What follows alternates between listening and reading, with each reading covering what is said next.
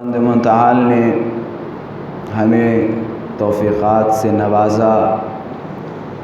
سب سے پہلی نعمت جو خدا نے ہمارے دامن میں رکھی وہ اہل بیت علیہم الصلاۃ والسلام کے دروازے سے تمسک۔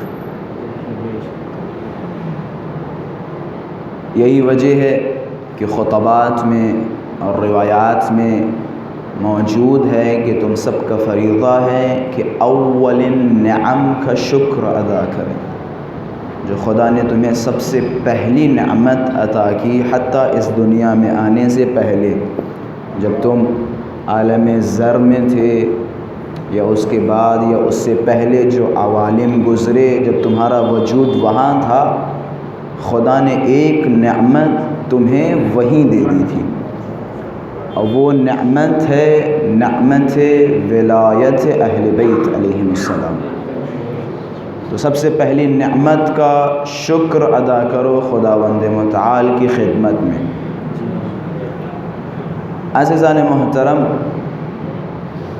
ہم نے بچپنے سے جب ہمارا وجود اس دنیا میں آیا اور ہم نے اپنا ہوش سنبھالا تو ہمارے والدین نے سب سے پہلے ہماری انگلی پکڑی، اور پکڑنے کے بعد امام حسین کے دامن پہ رکھ دیا کہ اور سب سے پہلا کلمہ جو ہمارے والدین نے ہمیں سکھایا وہ نام علی ہے۔ یہ ہمارے والدین کی طرف سے دی گئی نعمتیں ہیں جو ہم سب کے اندر الحمدللہ موجود ہیں، اور یہی وجہ ہے میں ایک خاص مقدمے کی طرف آپ حضرات کو لے جانا چاہتا ہوں۔ یہی وجہ ہے، روایاتوں میں مراراً و تکراراً حضرات معصومین نے فرمایا، جب بھی تم اپنے دلوں میں ہم اہل بیت کی محبت کا احساس کرو تو جاؤ اپنے والدین کا شکریہ ادا کرو، اپنے والدین کا شکریہ ادا کرو۔ اصل میں مسئلہ یہ ہے کہ ہمارے معاشرے میں بے پردگی اور بے حیائی اور بے غیرتی اتنی زیادہ ہو گئی کہ اب اگر پاکیزہ ولادت کا تصور کرایا جائے تو خوب بہتر طریقے سے تصور نہیں کر سکتے پاکیزہ ولادت یعنی کیا۔ مولا نے فرمایا، ہماری محبت کے بعد جو سب سے پہلی نعمت تمہارے حق میں ثابت ہوتی ہے، پتہ ہے وہ کون سی نعمت ہے؟ بے شک ہماری محبت کے اثرات ہیں، صراط پہ ہماری محبت کام آئے گی، اور قبر میں ہماری محبت کام آئے گی، حشر میں ہماری محبت کام آئے گی۔ لیکن تمہیں پتہ ہے اسی دنیا میں پہلا اثر کیا ہے ہماری محبت کا؟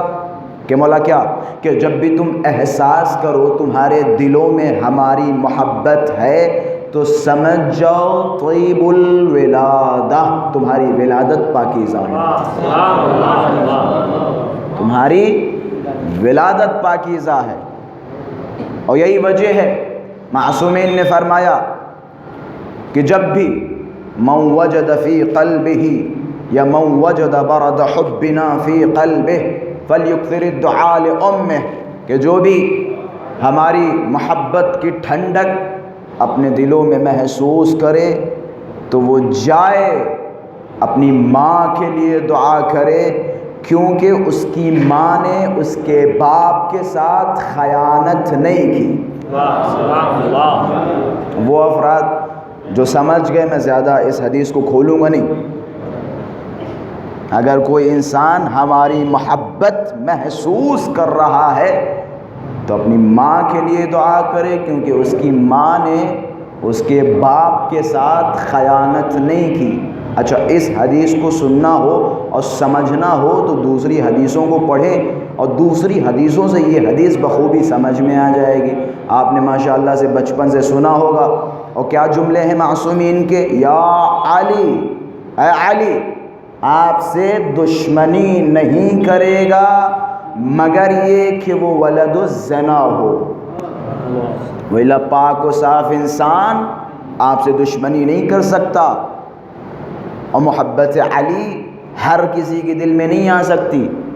تو خلاصہ کلام، سب سے پہلی نعمت جو خداوند متعال نے ہمیں اور آپ کو عطا کی وہ ہے ہمارا تمسک، ہمارا جڑا رہنا اہل بیت کے دامن سے۔ اس سے بڑی نعمت کوئی نہیں، اس سے بڑی نعمت کوئی نہیں۔ اب آپ حضرات کو اسی مقدمے کے ساتھ ایک موضوع کی طرف لے کے چل رہا ہوں، اور ظاہراً میں نے قرآن مجید کی ایک آیہ کریمہ کی تلاوت کا شرف حاصل کیا ہے۔ ہم بچپن سے فرش اعضاء پہ آ رہے ہیں، اور الحمدللہ بچپن سے اہل بیت کے دامن سے متمسک ہیں، لیکن آج بھی بہت سارے مطالب اور بہت سارے میدان اور بہت سارے معارف اہل بیت ایسے ہیں کہ جن تک ہماری سماعتیں نہیں پہنچیں، یا جن موضوعات پہ ہم نے تقریریں نہیں سنی، یا اگر سنی بھی ہیں تو بہت کم، یا ہم نے مطالعہ نہیں کیا۔ گویا ہم یہ کہہ سکتے ہیں کہ ہماری اسی ملت تشیع یا معارف اہل بیت کے بہت سارے میدان ابھی بھی تشنا ہیں۔ انہی میدانوں میں سے ایک میدان ہے کہ جس میدان کا نام ہے میدان رجعت۔ ممکن ہے، میں بزرگوں سے تو نہیں کہہ رہا ہوں، لیکن ممکن ہے بعض بچوں کو پتہ بھی نہ ہو کہ رجعت کہتے کسے، تو لہذا میں نے آج کا موضوع رجعت اختیار کیا، اور رجعت کے حوالے سے انشاءاللہ میری کوشش یہ ہوگی کہ مختصر وقت میں ایک مکمل رجعت بیان کی جائے۔ رجعت یعنی کیا؟ سب سے پہلے ہم قرآن مجید کی طرف آئیں، لیکن قرآن مجید کی طرف آنے سے پہلے رجعت کا صرف لفظاً و اصطلاحاً معنی کرتا چلو۔ رجعت کا لفظی معنی ہے پلٹنا، از مصدر کرہ ہے، رجع، رے جیم عین۔ عربی لغت میں اگر آپ جائیں گے تو رجع کا معنی ہوتا ہے پلٹنا، یہ ہو گیا لفظی معنی۔ اصطلاحی معنی کیا ہے؟ اصطلاحی معنی یہ ہے کہ ایک زمانہ آئے گا کہ جس میں بعض مرے لوگ دوبارہ زندہ کیے جائیں گے، یہ اصطلاحی معنی ہے۔ اب آتے پہلے قرآن مجید کی آیت کا ترجمہ کروں تاکہ مطلب واضح سے واضح ہوتا رہے۔ خداوند متعال جناب موسیٰ علیہ السلام کا قصہ کچھ اس طرح سے بیان کرتا ہے اور فرماتا ہے، یاد کرو وہ دن جب تم لوگوں نے کہا تھا جناب موسیٰ سے، یا موسیٰ لن نؤمن لک، ہم تم پر ایمان نہیں لائیں گے یہاں تک کہ ہم خدا کو اپنی آنکھوں سے دیکھ لیں۔ یعنی جب تک ہم خدا کو اپنی آنکھوں سے نہیں دیکھیں گے ہم تمہاری نبوت پہ ایمان نہیں لانے والے۔ پھر خدا کیا فرماتا ہے؟ پھر ہم نے ان پر ایک بجلی نازل کی، صاعقہ، اور جیسے ہی بجلی نازل کی تم سب کے سب مر گئے اور دیکھتے رہے، کچھ کر بھی نہ سکے، خوب مر گئے۔ آگے کیا فرما رہا ہے؟ ثم بعثناکم من بعد موتکم، پھر ہم نے تمہیں تمہاری موت کے بعد دوبارہ زندہ کیا تاکہ تم میرا شکریہ ادا کرو۔ یہ قرآن کا ترجمہ، اور ظاہراً آپ حضرات سمجھ ہی گئے ہوں گے کہ اس کا مطلب کیا ہے اور کس طرف آپ حضرات کو لے جانا چاہ رہا ہوں۔ مسئلہ رجعت بہت اہم ہے۔ ہمارے اہل بیت کے بعض اسرار ہیں، سر کہتے ہیں بعض ڈیپ باتیں، بعض اندر کی باتیں جو ہر کسی کے سامنے بیان نہیں کی جا سکتی۔ مسئلہ رجعت کو اہل بیت نے اسرار آل محمد شمار کیا ہے، یعنی یہ آل محمد کے سر ہیں، سر جس کے بارے میں حضرات معصومین نے فرمایا یہ ایسے مسائل ہیں جو ہر کسی کے سامنے بیان نہیں کر سکتے۔ جس طرح سے آپ حضرات نے شاید سنا ہوگا کہ مولا نے فلاں حدیث سنائی اور سنانے کے بعد کہا، یا جابر، اے جابر، یہ حدیث اہل کے سامنے سنانا، نہ اہل کے سامنے نہ سنانا، وہ برداشت نہیں کر پائے گا۔ اسے کہتے ہیں اسرار آل محمد۔ تو مسئلہ رجعت اسرار آل محمد میں سے ہے۔ اولاً رجعت کے امکان پہ سب سے پہلی بحث تو یہ آتی ہے کہ آیا رجعت ممکنات میں سے ہے؟ رجعت کا مطلب یہ ہے، میں واضح کرتا چلوں پھر انشاءاللہ اپنے موضوع کی طرف۔ رجعت کا مطلب یہ ہے کہ آخری امام کے ظہور کے بعد بعض لوگوں کو پلٹایا جائے گا دوبارہ۔ اگر آپ روایتوں میں جائیں تو امام فرماتے ہیں، چھٹے امام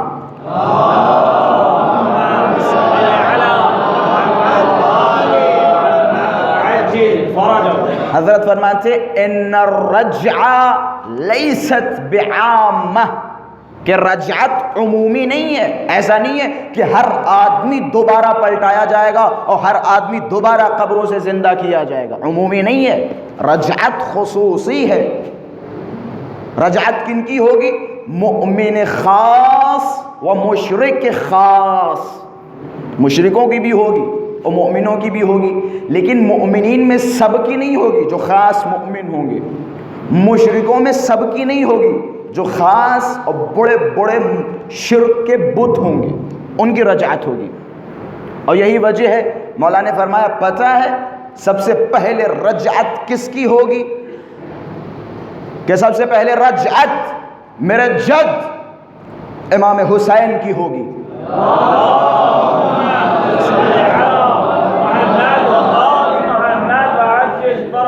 سب سے پہلے رجعت سید الشہداء کی ہوگی اپنے اصحاب کے ساتھ۔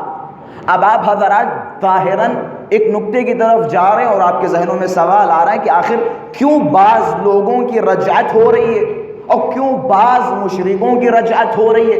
تو اس کا فلسفہ روایات و احادیث میں کچھ اس طرح سے بیان کیا گیا ہے کہ وہ افراد جو اپنے زمانے میں بہت ہی ظلم و تشدد کے ساتھ مارے گئے، شہید کیے گئے، یا جو وہ اپنا ہدف لے کے آئے تھے وہ ہدف پورا نہ کر سکے، تو خدا انہیں دوبارہ زندہ کرے گا، دوبارہ پلٹائے گا تاکہ وہ اپنا ہدف مکمل کر سکیں۔ یہ ہے رجعت۔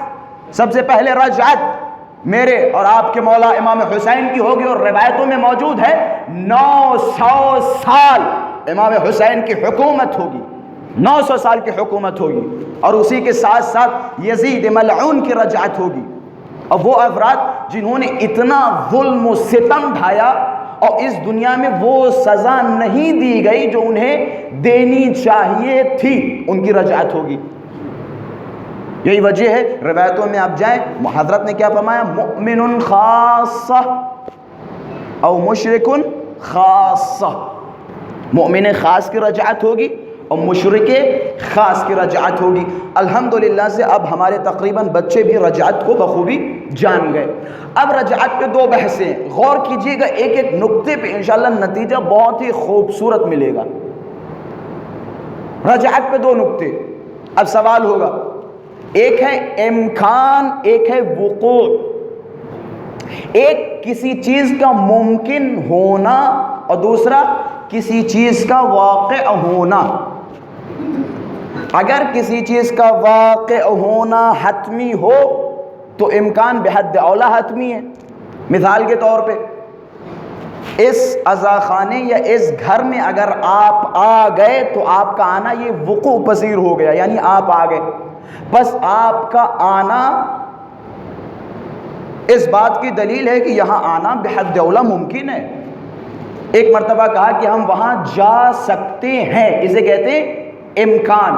ایک مرتبہ آپ وہاں پہنچ گئے، بھائی جب آپ پہنچ گئے، جب منزل وقوع پہ آ گئے تو امکان تو بحد اولا ہے۔ میری باتوں کو سمجھ رہے ہیں؟ میں کوشش کر رہا ہوں چھوٹے چھوٹے بچے بھی سمجھیں، امکان بحد اولا ہے۔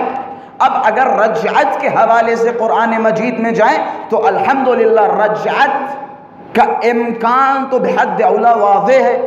بھائی رجعت کا مطلب کیا؟ رجعت کا مطلب مردوں کو پلٹانا، مردوں کو دوبارہ زندہ کرنا۔ بھائی قرآن میں جائے خدا کہہ رہا ہے 50,000 لوگوں کو مار ڈالا اور مارنے کے بعد پھر انہیں زندہ کر دیا۔ یا پھر یہی قصے یہ جناب موسیٰ کی طرف جائیں، خدا کیا فرما رہا ہے؟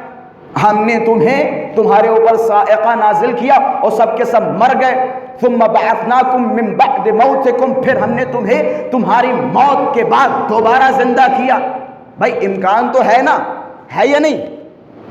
امکان ہے یا نہیں ہے؟ قرآن میں جگہ جگہ۔ اچھا، جب ہم رجعت کہتے ہیں تو ظاہر سی بات ہے خداوند متعال کے حکم اور خداوند متعال کے اذن سے یہ لوگ پلٹیں گے۔ بعض افراد اسی رجعت کے حوالے سے شیعوں پہ بہت ہی زیادہ طعن و تشنیع کرتے ہیں، شیعوں کو بڑا ذلیل کرتے ہیں۔ اسی رجعت کے شیعوں کے یہ دیکھیں باطل عقیدے، یہ اور وہ فلاں فلاں فلاں۔ آپ کو یہ بھی بتاتا چلوں، رجعت کا کانسیپٹ رسول اللہ کے زمانے سے تھا۔ رسول اللہ کے زمانے میں اسی رجعت کو خروج کہا گیا، پھر جب دور امیر کائنات کا آیا تو یہ رجعت تھوڑا اور گستردہ ہوئی، لوگوں کو بتایا گیا، اصحاب کو بتایا گیا۔ اس وقت تک یہ رجعت صرف و صرف شیعوں سے مختص تھی، اور شیعہ جانتے تھے، مولا کے جو اصحاب تھے سلمان فارسی، مقداد، قمر، یہ۔ پھر جب دور پانچویں امام اور چھٹے امام کا دور آیا تو اس دور میں رجعت عمومی ہو گئی، اس دور میں مناظرات بھی ہونے لگے۔ پھر جو ابو حنیفہ کی پارٹی کے جو لوگ تھے وہ مناظرہ بھی کرتے تھے، ہشام بن حکم اور اسی طرح سے مؤمن طاق، مناظرات بھی ہوتے تھے۔ تو اس زمانے تک رجعت کھلم کھلا لوگوں تک آ گیا تھا، یہ مسئلہ رجعت۔ تو خلاصہ رجعت کوئی نیا مسئلہ نہیں ہے، رجعت مسئلہ اس دور میں موجود تھا۔ تو خلاصہ کلام رجعت، اگر آپ قرآن کی طرف جائیں تو قرآن میں 50 آیتیں موجود ہیں جو رجعت پر دلیل ہیں۔ ہمارے علماء کرام نے بڑی بڑی طویل کتابیں رجعت پہ لکھی، رجعت پہ پوری پوری کتابیں لکھی اور تمام قرآنی آیات کو جمع کیا رجعت کے حوالے سے۔ مولا فرماتے، مولا کا کلام ہے۔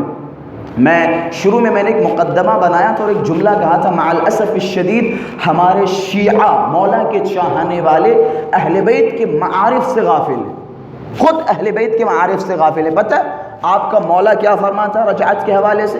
کہ جو انسان ہماری رجعت پہ یقین نہ رکھے، یا جو انسان ہماری رجعت سے غافل ہو، لیس من شیعتنا، وہ ہمارا شیعہ نہیں۔ روایت ہے کہ جو انسان ہماری رجعت سے غافل ہو یا ہماری رجعت پہ یقین نہ رکھتا ہو وہ ہمارا شیعہ نہیں ہے۔ بھائی قدرت خدا ہے، خداوند متعال دوبارہ زندہ کر سکتا۔ اچھا، جس طرح سے قیامت کے کانسیپٹ کو تو بڑی جلدی ایکسیپٹ کر لیتے ہیں، قبول کر لیتے ہیں، قیامت بھی یہی ہے نا، اس کے علاوہ کچھ ہے؟ اچھا، رجعت سے بڑا امام زمانہ کا زندہ رہنا معجزہ نہیں ہے؟ بھئی امام زمانہ کا اتنا طویل عرصے سے زندہ رہنا رجعت سے بڑا معجزہ نہیں ہے؟ اچھا، امام زمانہ کا زندہ رہنا اور ظہور کرنا کافی طویل عرصے کے بعد یہ تو قبول کر لیتے ہیں، لیکن جب مسئلہ رجعت کا آتا ہے، قبلہ رجعت سمجھ میں نہیں آ رہی، رجعت کیا؟ اور اتنا آسان مسئلہ ہے، اتنا آسان مسئلہ ہے کہ خود نماز فجر کے بعد توقع کرتے ہیں پروردگارہ ہمیں کب زندہ کرو گے، ہے یا نہیں؟ بھائی غور نہیں فرمایا آپ نے؟ دعائے عہد پڑھتے یا نہیں پڑھتے؟ اللہم ان حال بینی و بینہ الموت الذی جعلتہ علی عبادک